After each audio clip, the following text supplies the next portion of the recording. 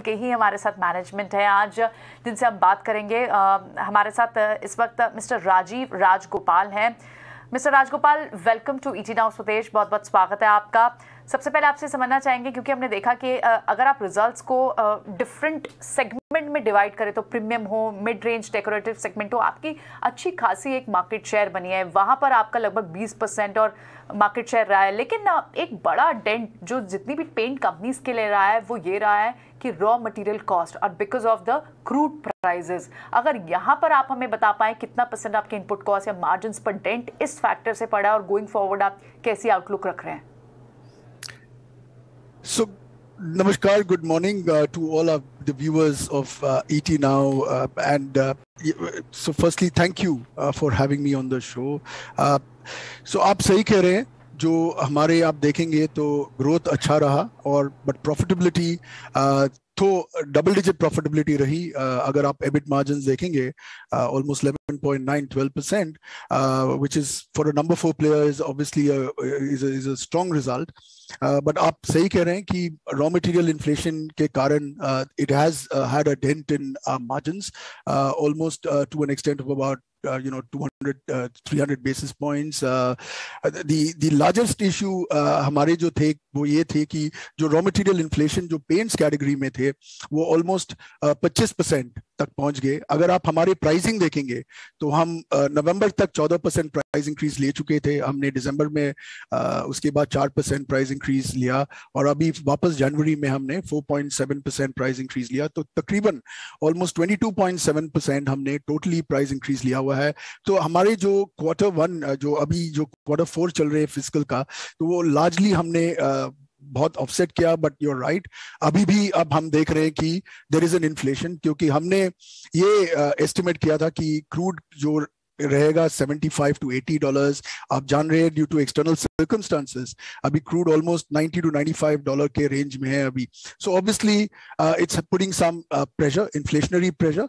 But हमारे अनुसार ये शायद फर्स्ट क्वार्टर अगले साल का जो फिस्कल का और तक रहेगा और उसके बाद काफी सॉफ्टन होगा। So I think we are now waiting because we also want to take price increases जो डिमांड को इफेक्ट न करें। एंड ये बात ऑन द रॉ मटेरियल, जहां तक हमारी जो सेगमेंट की परफॉर्मेंस है, यस हमारी मार्केट शेयर जो प्रीमियम सेगमेंट में है वो अधिक है against our average market share, almost 16% से 18% के बीच में है। एंड मैं इस बात से बहुत खुश हूं कि अगर आप देखेंगे लास्ट क्वार्टर तो हमारे सबसे ज्यादा ग्रोथ प्रीमियम सेगमेंट में आए, विच इज द रीजन आप देखेंगे जो बाकी प्लेयर्स के अगेंस्ट में our performance has been very strong. So that is one of the key drivers in the paints business. और हमारे सारे coatings business भी अच्छे growth लेके आए पहली बार after many quarters। सारे businesses growth पे आ गए। So I think I'm truly proud of the team and hopefully we should try and sustain it as we move forward. Right. Sir अगर मैं पढ़ रहा था कि आपके जो पेरेंट कंपनी है वो रेजन्स की मैन्युफैक्चरिंग इन हाउस करना चाहती है और काफ़ी एक्सपेंशन कर रही है, क्योंकि उससे कार्बन रिलेटेड इश्यूज भी मैनेज होते हैं और ये जो पूरे लॉजिस्टिक्स का, ग्लोबल लॉजिस्टिक्स का डिसरप्शन हुआ, ये कहीं ना कहीं हद तक रेजिलिएंट हो जाएगी कंपनी। आप इंडिया बिजनेस में भी काफ़ी इनिशिएटिव ले रहे होंगे अपने सप्लाई चेन को स्ट्रॉन्ग बनाने के लिए और इंटरनल एफिशिएंसीज को लाने के लिए। अगर उसके बारे में कुछ बता सकें, क्योंकि raw material issue price change या हाइक करना एक वन पार्ट ऑफ इट, अगर इंटरनल इंजीनियरिंग या एफिशिएंसी से भी उसको एब्जॉर्ब किया जा सकता है, अगर कुछ बता सकें।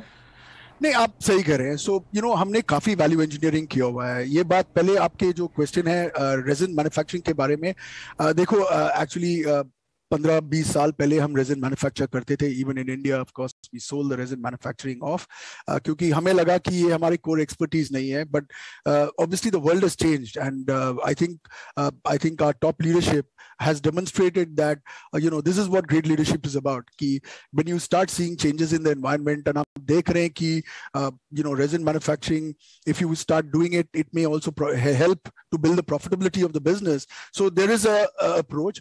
ये अभी बहुत actually nascent stage में है। हम सारे footprint नहीं बनाए। Obviously the global team led by our COO Mr. Michael Frede, वो और उनके जो सारे टीम है, हमारे CEO CFO, सारे उन लोग अभी बैठ के ये स्ट्रेटजी बना रहे हैं कि कहाँ से कि हम ऑलरेडी कर रहे हैं रेजिन मैन्युफैक्चरिंग काफी जगह पे यूरोप में, तो how do we really build the footprint etcetera. So I will be able to share that with you a little more detail.